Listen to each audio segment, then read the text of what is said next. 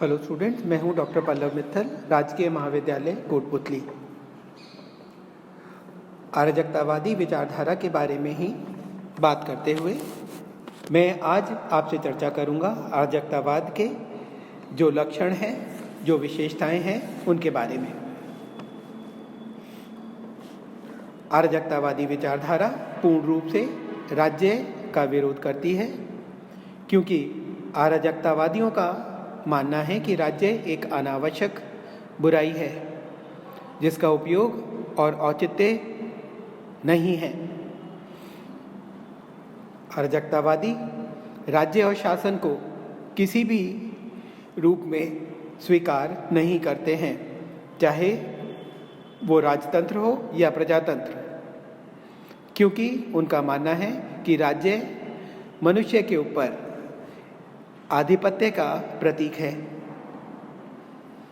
राज्य का विरोध करने के पीछे उनके द्वारा जो तर्क प्रस्तुत किए गए हैं वो निम्नानुसार हैं। पहला, अराजकतावादी प्लेटो और अरस्तु के समान राज्य को एक स्वाभाविक संगठन नहीं मानते हैं। उनका कहना है कि राज्य नितांत अस्वाभाविक है। मनुष्य का प्राकृतिक स्वभाव सहयोगी और विवेकशील है और उस पर अगर किसी भी प्रकार का बाहरी दबाव न डाला जाए तो वो आपस में परस्पर सहयोगी संबंध स्थापित करता है। अराजकतावादियों का मानना है कि मनुष्य के बीच असहयोग की दीवार का कारण राज्य है। राज्य की शक्ति शासक और शासितों के बीच की दीवार राज्य में शोषण को जन्म देती है। क्रोपोटकिन का कहना है राज्य मनुष्य की स्वाभाविक सहयोगी प्रवृत्ति के बिल्कुल विरुद्ध है। दूसरा, मानव को उन्होंने मूल रूप से एक नैतिक और स्वतंत्रता प्रिय प्राणी माना है। राज्य उसकी इन मूल प्रवृत्तियों को शिथिल करके समाप्त कर देता है। जैसा कि बाकुनिन का मानना है कि राज्य की शक्ति मनुष्य को भ्रष्ट करती है और उन्हें भ्रष्टाचार को स्वीकार करने के लिए बाध्य करती है। साथ ही राज्य के कारण ही शासकों में निष्ठुरता आती है और नागरिकों में यह दासता की प्रवृत्ति को जन्म देती है। तीसरा, क्रोपोटकिन ने विशेष रूप से राज्य का ऐतिहासिक आधार पर खंडन किया है। उसका कहना है कि राज्य व्यर्थ है क्योंकि उसकी उत्पत्ति से पहले भी मनुष्य स्वतंत्र समूहों के माध्यम से एक सुखी जीवन व्यतीत कर रहा था, बल्कि राज्य ने ही हमेशा नए सुधारों का विरोध किया है और स्वतंत्रता तथा उन्नति के मार्ग में बाधा पहुंचाने का काम किया है। उदाहरण देते हुए वो कहता है कि चाहे प्राचीन यूनान को लें तो सुकरात के नए विचारों को अस्वीकार करने में राज्य की सबसे महत्वपूर्ण भूमिका थी। उसी तरह से जीसस और सेंट जोन्स के द्वारा मनुष्य की समानता के जब विचार प्रस्तुत किए गए तो उसमें भी राज्य का ही विरोध सबसे ज़्यादा था। चौथा, राज्य की उपयोगिता अराजकतावादियों के अनुसार बिल्कुल नहीं है। राज्य का आधार शक्ति है, मनुष्य की इच्छा नहीं। अतः अराजकतावादियों के अनुसार राज्य का अस्तित्व ही पूर्ण रूप से हानिकारक है। राज्य के द्वारा संपादित किए जाने वाले सभी कार्य और अच्छी तरीके से स्वतंत्र ऐच्छिक समुदायों के द्वारा पूरे किए जा सकते हैं, क्योंकि मनुष्य की मूल प्रवृत्ति ही सहयोगी है। अराजकतावादी ये भी मानते हैं कि राज्य अपराध को रोकने और दंड का कार्य करने में असफल रहा है, क्योंकि अगर वो सफल ही होता तो मानव इतिहास के इतने लंबे समय में अपराध की भावना कभी की खत्म हो जाती। मनुष्य के जीवन में आज भी अगर अपराध की भावना समाप्त नहीं हुई है तो इसका सीधा सा अर्थ अराजकतावादियों के अनुसार यह है कि राज्य अपने कार्य में सफल नहीं हुआ है, अतः उसकी कोई आवश्यकता नहीं है। पांचवा, आर्थिक आधार पर भी अराजकतावादी राज्य का विरोध करते हैं। मार्क्सवादियों की विचारधारा का समर्थन करते हुए उनका कहना है कि राज्य का उदय व्यक्तिगत संपत्ति के कारण हुआ है।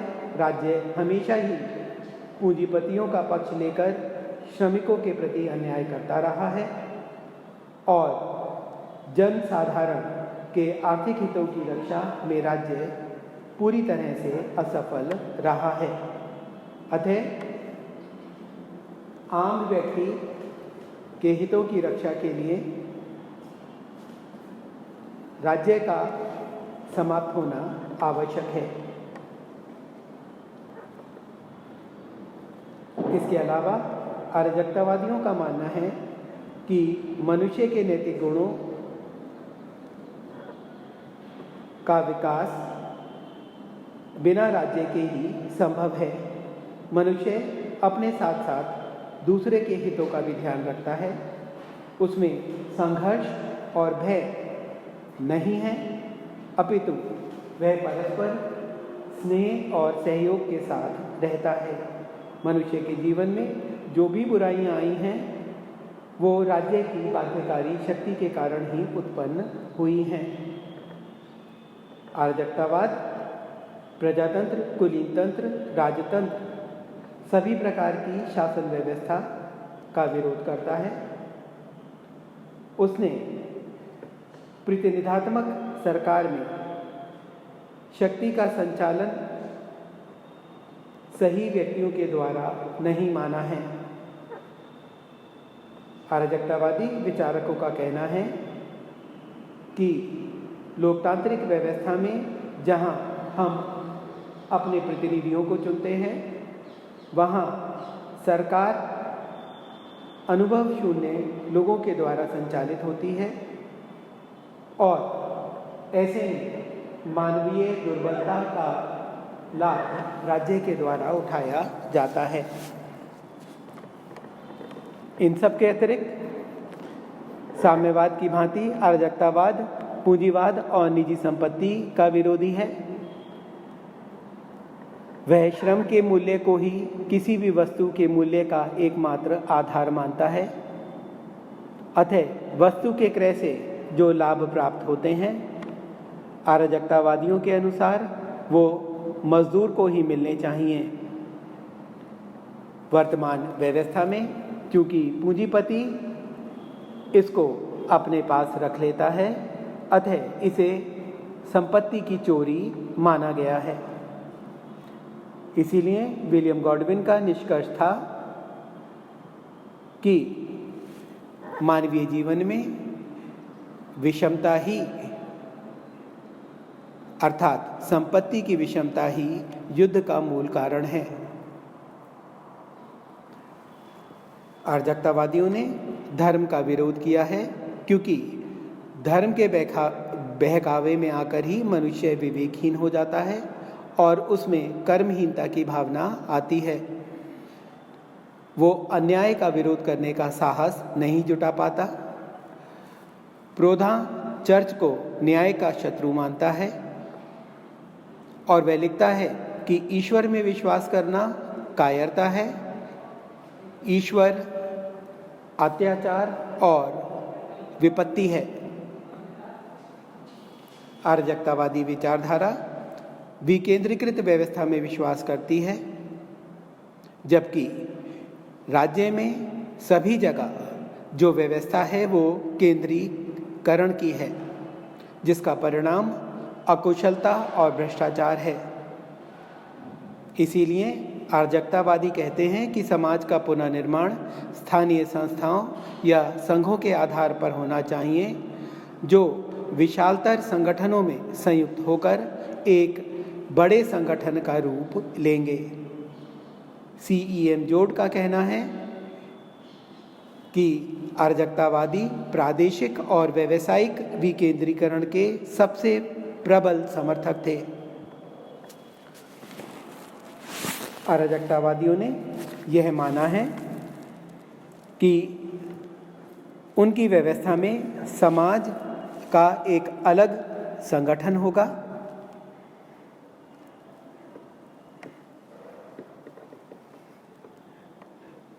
डिकिंसन इस स्थिति को स्पष्ट करते हुए कहता है कि अराजकतावाद का अर्थ शांति और व्यवस्था के अभाव से नहीं, बल्कि शक्ति के अभाव से है। अराजकतावादी समाज की प्रथम विशेषता यही है कि वह संगठन सहयोग, प्रेम और स्वतंत्रता पर आधारित होगा। ये एक ऐसी व्यवस्था होगी जहां राज्य का कानून नहीं होगा, बल्कि संगठित ऐच्छिक समुदायों के द्वारा एक व्यवस्था कायम की जाएगी, जहां समुदायों की सदस्यता बाध्यकारी नहीं होगी। समुदायों का एक संघ बनेगा और इन संघों के ऊपर जिला और प्रांतीय समुदाय होंगे, जिनके ऊपर राष्ट्रीय और अंतर्राष्ट्रीय समुदायों का गठन किया जाएगा, जो स्वतंत्र रूप में अपना अपना कार्य करेंगे।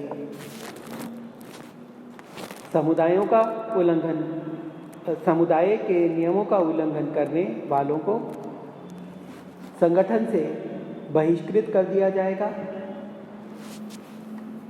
अराजकतावादियों का मानना है कि जब राज्य नहीं होगा, स्वतंत्र ऐच्छिक समुदाय होंगे, तो पद का लोभ समाप्त हो जाएगा, अधिकारों के लिए कोई प्रतियोगिता नहीं होगी और इस प्रकार समाज में सहयोग की भावना स्थापित हो जाएगी। कोई वर्ग का भेद नहीं होगा और सभी लोग अपने सामर्थ्य के अनुसार काम करेंगे। फोरियर का इस संबंध में कथन है कि अराजकतावादी समाज में रहने वाले मनुष्य में अपने आप सामंजस्य की क्षमता होगी। क्रोपोटकिन का कहना है कि अराजकतावादी समाज में प्रत्येक व्यक्ति का अधिकार होगा। प्रत्येक व्यक्ति उत्पादन की प्रक्रिया में उचित योगदान देगा और प्रत्येक व्यक्ति को संपूर्ण उत्पादन में से अपना उचित भाग प्राप्त होगा।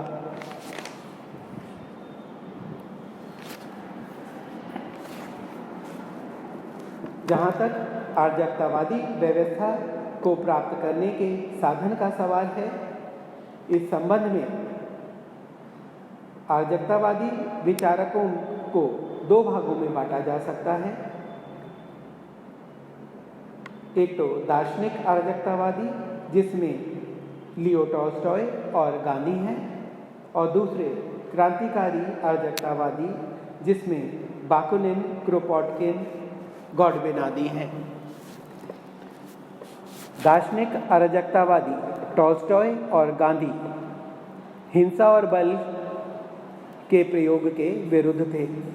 उनका कहना था कि अराजक समाज की स्थापना के लिए जो प्रक्रिया होगी वो शांतिपूर्ण होनी चाहिए, श्रेष्ठ साधनों के आधार पर होनी चाहिए, क्योंकि श्रेष्ठ उद्देश्यों को केवल श्रेष्ठ साधनों के द्वारा ही प्राप्त किया जा सकता है। जबकि क्रांतिकारी अराजकतावादी इससे अलग हैं। उनका मानना है कि संसद के नियमों के द्वारा अराजकतावादी समाज की रचना नहीं की जा सकती। ना ही राजसत्ता में बैठे लोग स्वेच्छा से अपना पद, सत्ता और शक्ति छोड़ेंगे। इसलिए सरकारी भवनों का नाश करके सरकारी अधिकारियों की हत्या और निजी संपत्ति को बलपूर्वक छीनकर ही अराजकतावादी समाज की स्थापना संभव होगी। संक्षेप में, जन क्रांति के द्वारा ही राज्य का तुरंत विनाश किया जा सकेगा और अराजकतावादी स्थिति को प्राप्त किया जा सकेगा।